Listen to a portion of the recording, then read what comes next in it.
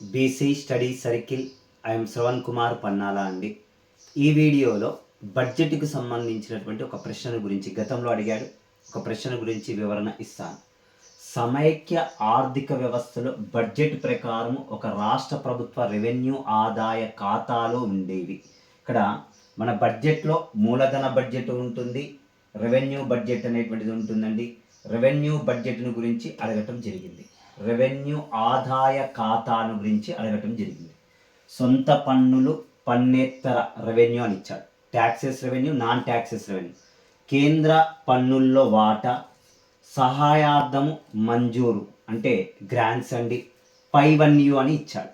ఇవన్నీ కూడా మనకు ఇంతకుముందు చెప్పాను, మన బడ్జెట్లో రెండు రకాలుగా ఉంటాయండి. రెవెన్యూ బడ్జెట్ ఉంటుంది, మూలధన బడ్జెట్ అనేటువంటిది ఉంటుందండి.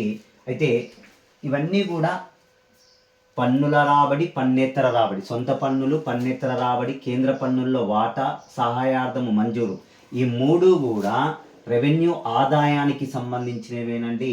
ఆన్సర్ పైవన్నీ కూడా ఆన్సర్ అండి. Thank you everyone.